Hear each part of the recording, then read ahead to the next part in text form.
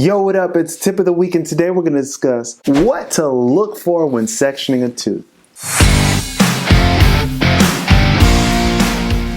Alright guys, if you're new to this channel, I'm Dr. Jared Williams. I'm a concierge dental surgeon out in Houston, Texas. Just to let you know, I've done a couple of procedures, been 10,000 cases, and I work with 30 different offices. And as a concierge dental surgeon, I go to several offices, roughly about 30 of them, to do oral surgery, implants, and IV sedation. So I like to keep it simple. And the reason for this channel is simply so that you can smile at your surgery. So I go over these tips and tricks that I've been able to pick up over the last 10 years. And since my goal is to have the world smile after surgery, I created this channel. So with that being stated, if you are interested in wanting to learn how to section teeth and have a good go, this tip is just for you. So sit back, relax, and get your thinking caps on, because if you want to learn how to section a tooth, you chose the right video.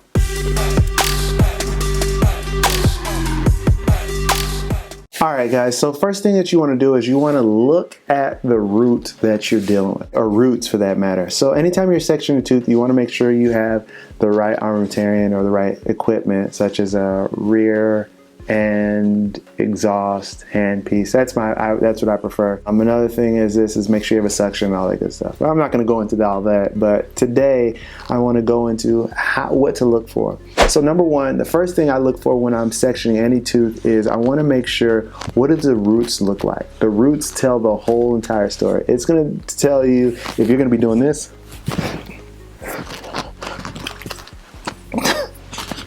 or just like this. Like the roots tell the story. And so what you want to do is this: you want to look at those roots to make sure that they are dilacerated, make sure they're not conical shaped, make sure they're not fused, because you don't want to section a tooth that's fused, because what you'll end up doing is just chopping, and you're going to be there for a long time.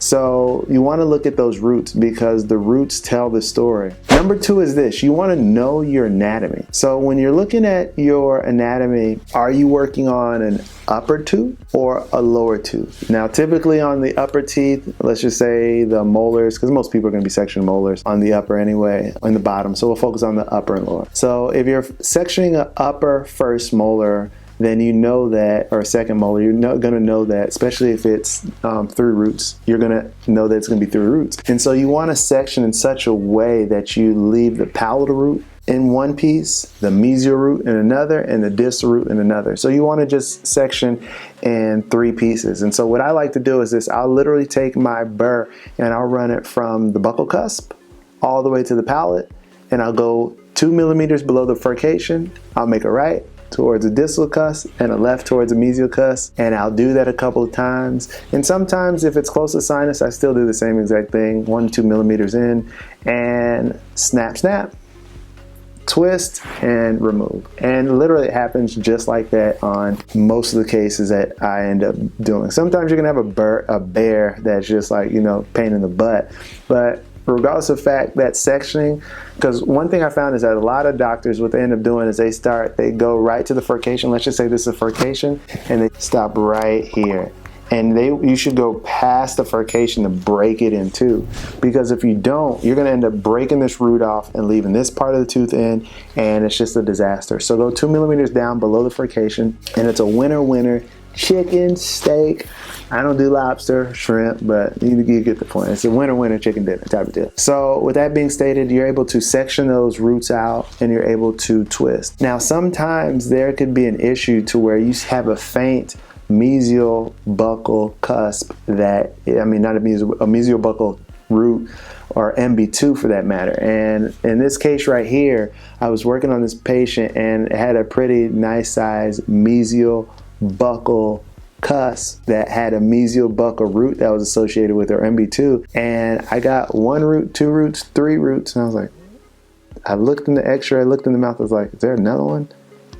Took an x-ray, and sure enough, there was another one. And I was like, crap. So those are certain things that you want to take in consideration, because you just don't want to just go focus on, okay, I got 3 roots out, dismiss the patient, throw some gauze in, give them some post-op instructions, let them know blah, blah, what they can and can't do, and then get them out of there onto the next one. No. You want to make sure you know your anatomy, and generally with those first molars, they're going to have those 3 roots. But sometimes don't be alarmed that if there's going to be a 3rd one in there, because it could literally give you a stomach ache when your patient comes in and says, hey, what's wrong? So just keep that in mind. So the other thing is this. Now we're going to focus on the lower part. So that's going to be the lower molars. The 1st or 2nd molar applies for the upper, and the 1st molar applies for the lower. So typically speaking, you're going to have 2 roots on the lower 1st molar, or the 6th-year molar. And they're kind of like this. And the same thing applies. 2 millimeters in the past bifurcation, you're good to go. Same thing with the 12-year molar. You're good to go. Just make sure you pass through the furcation. That's the main thing I see. Now, there was a case that came up. There was a doctor, she reached out to me and she was like, how do I take out a case that looks like this? And if you look on here, you could see that the case is going to be a root canal treated tooth. And literally what's going on is that she was telling me how she was working on it and she was having some issues, and I was just like, oh, no problem. It's pretty straightforward. Now, if you look at this case, like, it is a typical 1st molar. She said it was skinny roots. I'm like, okay, whatever. I guess they are. Like, I don't necessarily think about how challenging the case is going to be. I just get it done. And if you're following this, you're going to do the same. So with that being stated, what we did is we went ahead and sectioned it, came back, and we're able to move forward.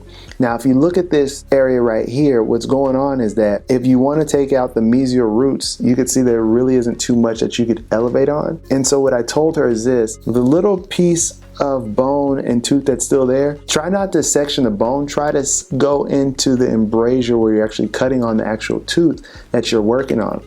And by doing that, what you're literally going to be able to do is create a purchase point so where you could do a little elevation. And that's how you end up getting those teeth out without any issues, guys. Last but not least, don't trough on the buckle. I can't stand when I see that bull crap.